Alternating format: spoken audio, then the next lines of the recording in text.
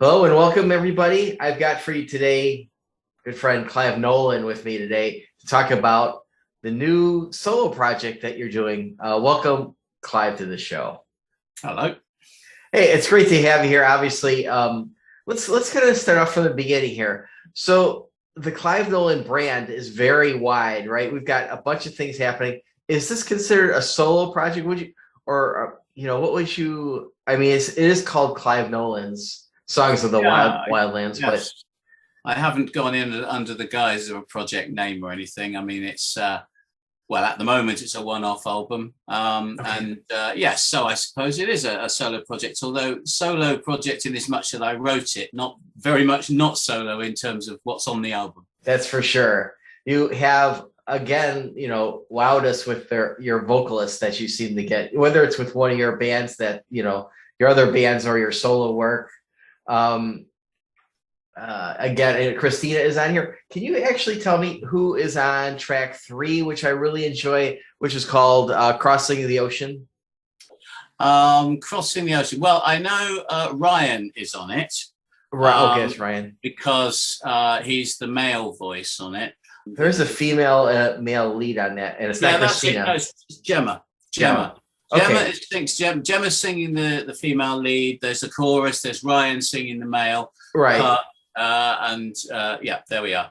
They do a great job on that song. It really starts setting up the song, the whole album, really. And actually, the album is very, very bombastic, which is right in my wheelhouse. I really enjoy the bombast of this album.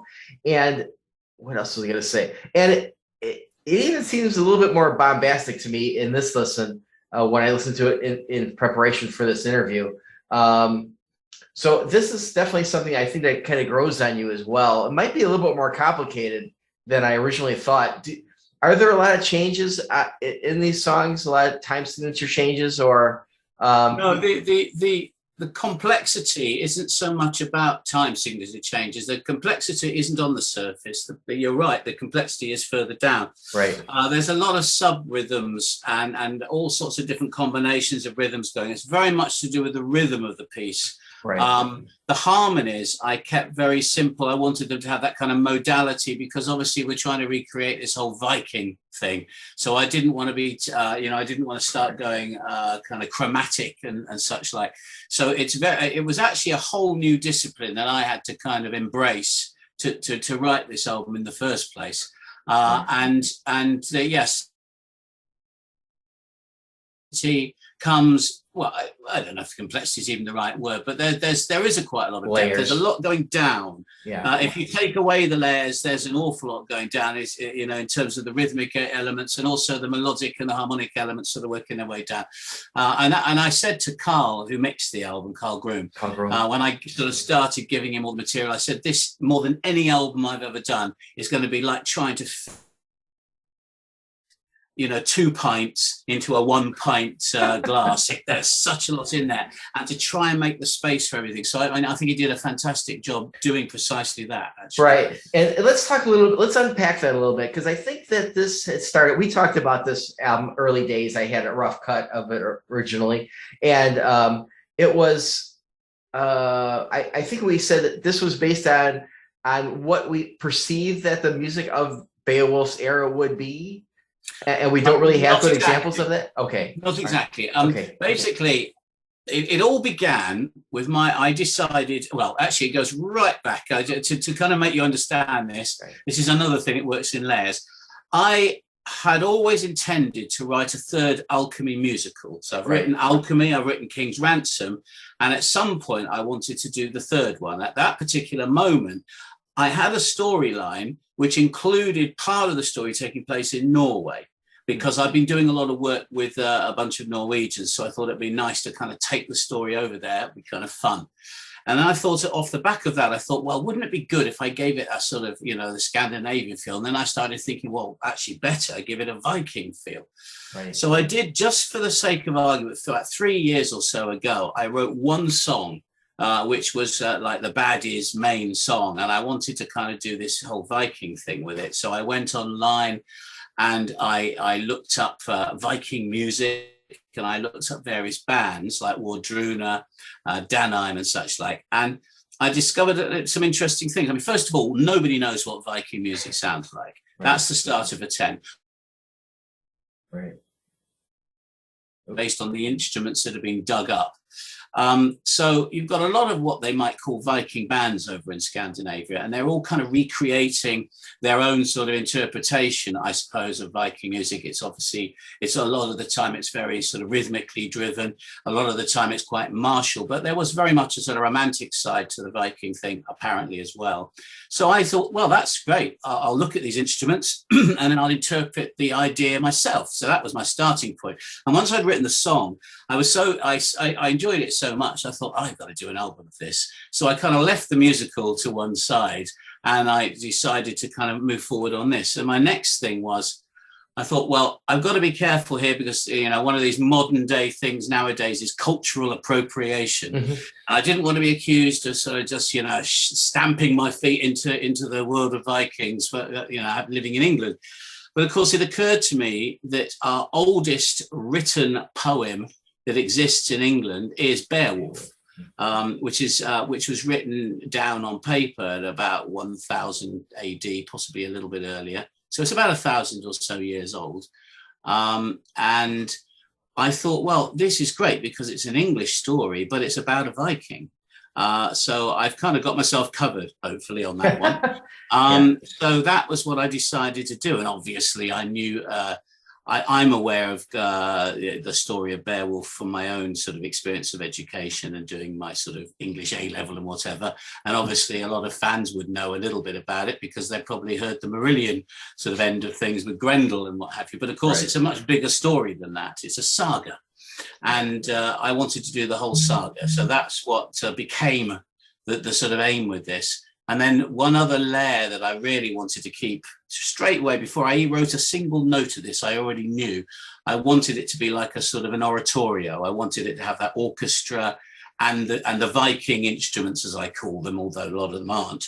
And then on top of that, I wanted to have a chorus and I wanted to have solo singers and I wanted a narrator doing that old style campfire narration with the big voice telling the story. Right. And the other thing I knew I wanted was I wanted the chorus to sing in Anglo-Saxon, in Old English, because I knew that would give a fantastic sort of individual tapestry to the whole, you know, landscape to the whole thing. So that was how and yeah, all of that was in my head before I wrote a note of it, to be honest. Right. Well, that's great that you had this vision. It must have helped with the writing. It just kind of have this. I don't know if it's guidelines is the right word, but certainly you had parameters. Yeah, parameters to work with, exactly. Yeah, it did very much so, and I've said before that this is one of those albums that kind of wrote itself, which it's a kind of weird thing to say, but it sort of did. It was a very easy album to write, and I don't mean that to lessen what the quality of the album is, but it just felt right. All the elements felt right, and as the more I dug into it, the more it felt right to me. So I really enjoyed writing it. It was one of those albums I was able to do in bits as well. So while I was busy doing other things, I was kind of I'd have a Sunday afternoon off and bang, I'd sort of, you know, there's another piece. And it just grew quite fast over a period of about 4 months or so. 4 or 5 months, and and it came together very well.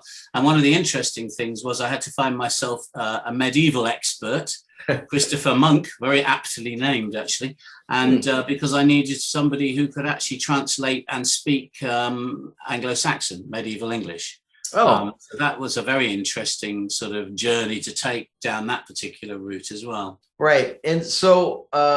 And a lot of the music, obviously, the beautiful thing about this album is the music illustrates what is going on. You know, it's very the imagery that just the melody goes along with the lyrics and the sounds. Just, you know, like kind of like Edgar Winter's Frankenstein, right? You can picture Frankenstein. When I listen to Crossing the Ocean, I can think, you know, the beat is very much like, you know, a Viking, a bunch of you can picture the rowing of a boat with that song, I noticed that in many things, certainly Funeral Pyre and The Warrior Dies. These type of songs very much illustrate, just without even the lyrics, the mood of the situation.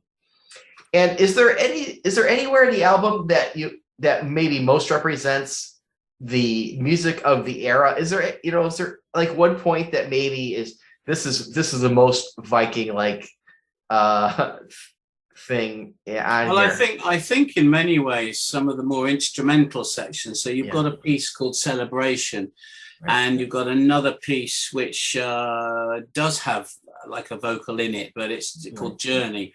And I think those ones where you get right down to kind of like a very basic rhythm, and you have this wonderful instrument called the nickel harper, which although is only about 600 years old, a lot of the, for want of a better description, Viking bands use the nickel harper. Okay. It kind of gives them that sort of sound. It provides the sort of harmonic and melodic element of our sort of Viking structure. This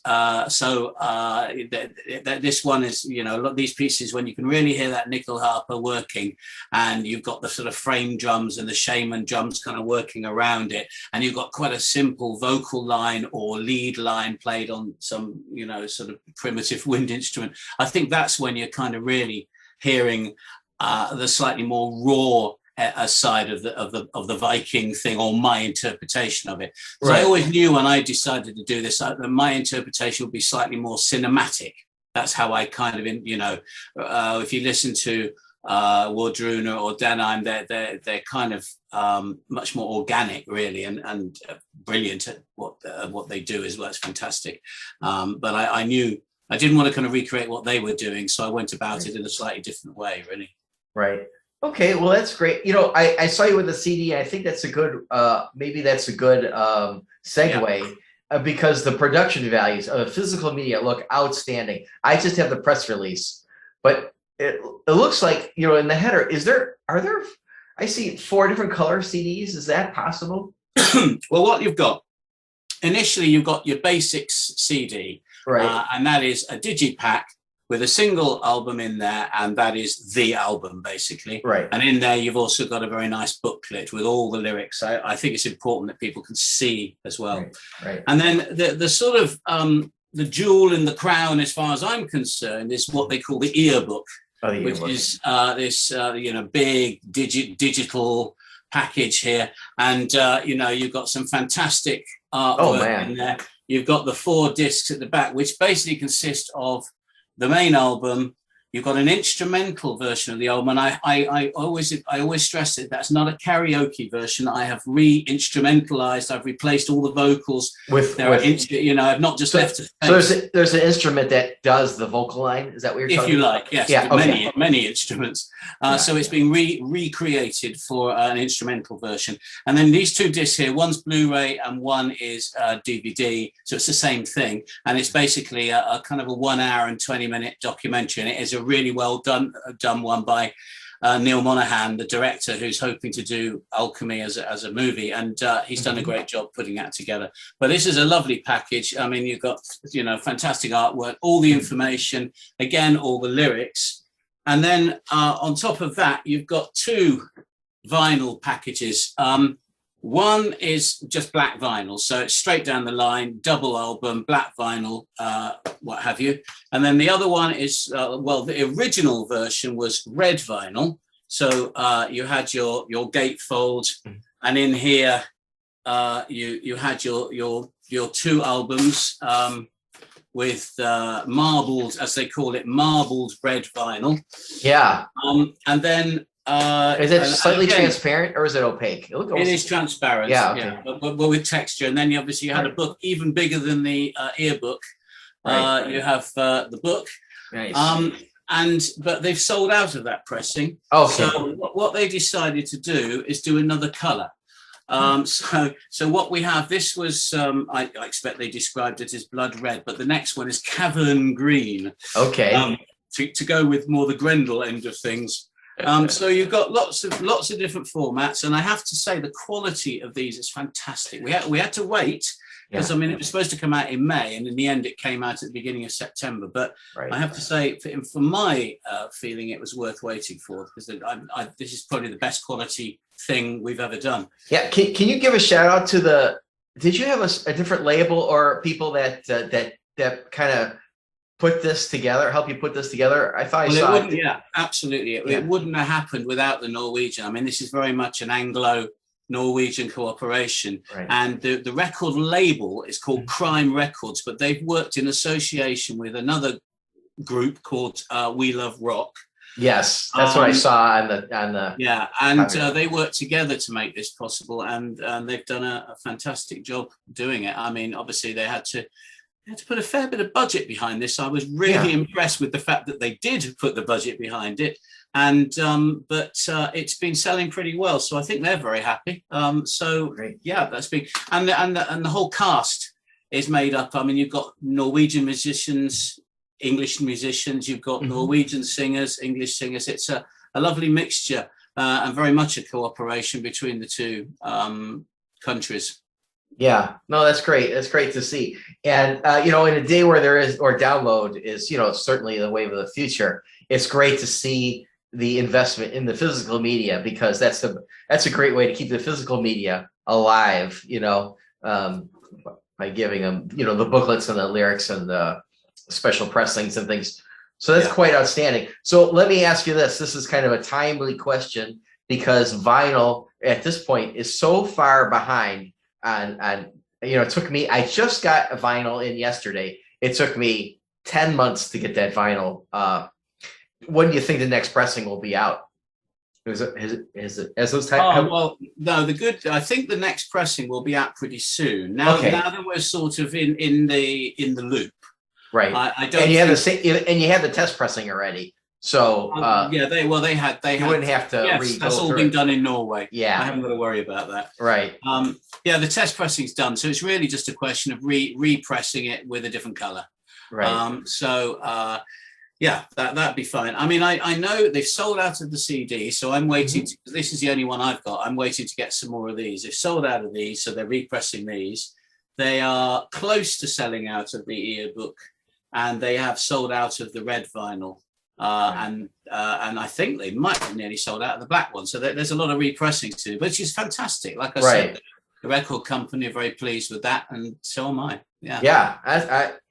I'm not surprised. I mean, if anybody hasn't heard this yet, you wouldn't be surprised that this is selling very well. It definitely has the drama that I personally look for, and of course the songwriting is of Clive Nolan caliber, so it's going to be great in that regard. And it's a good story. I mean, that's why I thought it deserved a narrator, with good old Ross doing the big voice. And but I think it's great. And in fact, on the where is it? I think it's on the vinyl. I can't remember now. I think it's on the vinyl. I did a special audio version of the story as well. It's just because we had to kind of make things fit together. And I think so. If you just want to listen to Ross telling the story, there's some lines that aren't in the actual album to make the whole thing make sense. It's almost like a little audio book, right, with a crackling campfire just in the background. It's very nice. Would I know Ross from anything else? I don't. Well, he's involved in the musicals that I've done. So he sang on. He certainly sang on King's Ransom. There's a character on there he sang. He definitely has sung in the chorus. And he's actually the director now of the shows that we do in the UK. Oh, okay. So he's instrumental in a lot of your working. He's very, very instrumental, and he also built the wonderful table and benches that are in the garden in the gazebo. And, it's very nice. Yeah. So he's very talented. That is amazing. So that's great. And do you happen to know, because a lot of people watch from America my stuff, do you happen to know a good place for Americans to get the physical media? Do we know who the distributor is? Well, that's a very good question. I should really turned up knowing the answer. I've got to be honest. I don't. I do know. Obviously, it can be got directly from the record, from Crime Records. Okay. I don't dare know how much it would cost. I'm afraid it's not the cheapest thing in the first place, and plus the postage. Right. I know that Burning Shed are doing some, Okay. and I know that Just for Kicks are distributing. I don't know if either of those reach to America. I will try and find out. That was one of the things I was going to do, and I haven't done yet. But I'll try and find out. Okay, no problem. And We'll try and make sure that there is a nice, straightforward channel by which people can get this album out there. Right. So, and if I have an answer by the time I post this video, I will add it here in the notes somewhere. okay. Okay, so let's, if you don't mind, let's talk a little bit about Clive Nolan, everything Clive Nolan, because you've been pretty busy.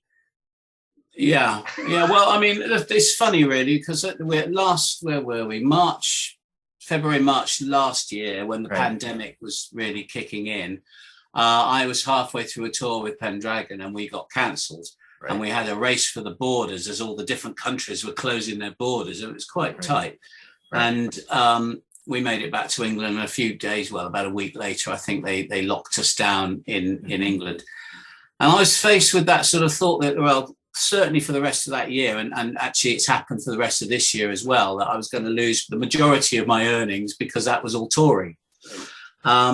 So I was just thinking, well, and also the original plan would be complete the tour with Pendragon, come back, write the arena album, and record Song of the Wildlands. And I was thinking, how on earth am I going to do that? So I was very much sort of locked away. And then I thought, well, with Song of the Wildlands, what we can do is we can do this whole thing virtually, a lot of it. So I put the word out and asked for people who could sing, who could record themselves. And that's how I built this enormous chorus, which was fantastic because I'd never have done that if it hadn't been for the pandemic, ironically. Right. So that sort of took care of itself. And then I thought, well, the only other thing I can really do is just write. And that's what I've been doing for the last year and a half, more than I've ever written in my life before. I've just been writing. And as a result of that, we've got there's an arena album, obviously, that we're recording right at the moment. And I've been involved in other sort of projects as well. And very important to me, I actually finally got round to writing that third Alchemy musical as well, The Mortal Light, which I'm very pleased with and is currently sitting ready to be recorded. I've started recording it. In fact, Scott's in on Monday to do the drums. Once the drums are there, then I always feel the foundations are laid and you just have to build from there. Yeah. So that's good. And so now, and just to let other people know, we don't need to get into the minutia that you've been writing up and down. It sounds like, right? We had a little discussion earlier in the week. You've been doing incidental music for other. Yeah, I've been working on a weird thing, which is incidental music for a book release. Which is coming out, and that was a very strange kind of mixture of different things. I had to learn a little bit about flamenco, and I've got one of Israel's top flamenco guitarists who's in the studio yesterday, actually recording her parts for that album. So that's a kind of an unexpected turn. And I'm also involved in a kind of a project group called the Imaginarium, which is doing an album called The Rise of Medici. And well, it speaks for itself, really. And again, we're sort of combining that almost like a sort of retro Italian Renaissance thing with heavy rock. So it's a kind of a mixture. And I ended up writing quite a lot of that as well. And that was kind of unexpected. This thing I wouldn't normally have signed on to do, but obviously I had nowhere to go, nothing else to do. So it kind of, the opportunity was there. So I got on with it, really. So I reckon I've written about sort of 5 albums worth of material since March last year. And well, I suppose on the bright side, that will gradually start coming out over the next couple of years. So maybe I will earn some money or do a tour or something. Yeah. Maybe you've just got all this pent up demand. Maybe you'll just defer your money making as opposed to losing your money. But I mean, that's a little optimistic. But well, that's kind of cool. That's great to hear, Clive. I'm glad that things are working out to a degree where you've been able to make some lemonade out of the lemons of the pandemic. And is there any tentative? I'm almost afraid to ask. Is there any tentative shows planned, or for any of your projects, or is it? Well, we've over the last 2 years, we've been constantly having to cancel and then rebook. The latest is that there are some gigs for Pendragon early next year. But there's a certain amount of flux over which ones will stick, and you know, we're a little bit still at the mercy of how things are going to go in the world, basically. But they are there, and then later in the year, yet again, we had to delay this October tour, the tour that we would have been doing in about a week's time with Arena, and it's now October next year. So next year we'll bring the album out. Next year we'll do the tour. I'm feeling a little more optimistic that that will happen, because that's sufficiently far away that I think. Yeah, I think we're, as long as we don't have our variants, I think you'll be good. Yeah, so that's and then in the meantime, there will hopefully be. I'd like to do a production of this new musical. I know there's a plan to do King's Ransom in Norway, and I know there are quite a few interesting plans to do live versions of the Wildlands thing, and whether we can actually do like a big sort of, you know, version of that. There's a Viking Mead Hall in Norway, where we have earmarked as a possible debut performance, which we could sort of film, televise as well. So that could be exciting when it happens. So yeah, there's stuff planned, but no, it's all been cancelled from this year. I've got one gig hanging on by a thread in Norway, which is a kind of supposed to be the kind of launch party and Christmas gig, almost more like a house gig kind of thing, which is at the end of November. And we're going to make a decision about that in about 10 days' time. Okay. And I really don't know whether that's going to happen or not, but that's the only thing that's left from this year. Everything else got delayed or cancelled or whatever. Right. And I think are you booked for a cruise with Pendragon? We are, yes. Yeah, absolutely. Again, if all things go okay, we'll be there. I think a lot of cruises are leaving from America. I don't think that there's any problem, especially if they require vaccinations. So yes, well, I imagine if it's, you know, sort of some kind of vaccination thing combined with testing before you get on, the usual sort of thing, I would imagine it's entirely possible. But it just depends how bad this third wave will be when it comes, which it will, and you know, how far backwards it pushes us. I don't think the world will close down again, though. It does. It has, you know, history has shown that the third wave is never as bad. So hopefully we'll keep moving forward now. Yeah, and certainly, I mean, people that are vaccinated feel pretty comfortable. So, you know, we'll be going to a lot of shows in November, including Genesis. So, I think that I would stay cautiously optimistic about your plans, because of the efficacy right now for every variant. So, I think we'll leave it there, Clive. And thanks for spending some time with me. We'll keep in touch on the project. So it sounds like maybe Arena might be next, and we'll talk then. Yeah, absolutely, brilliant. Okay. Nice to talk.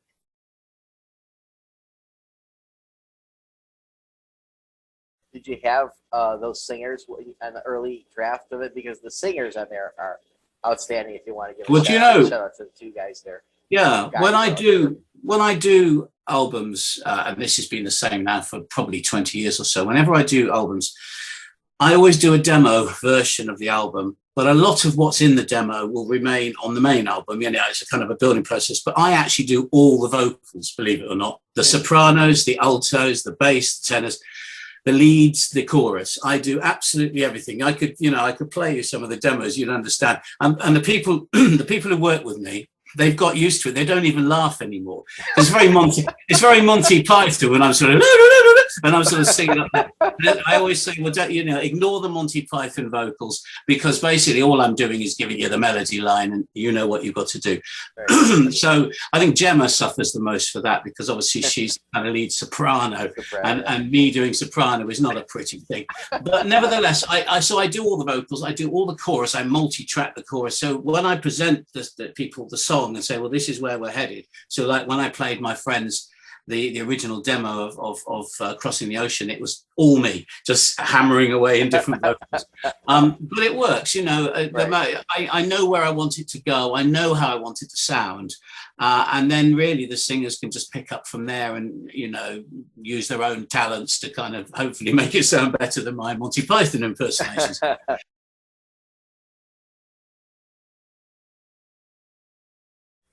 How about now? There we go. There we go. Oh my God, great shirt. There you go. Yeah. Wow. Just for the occasion.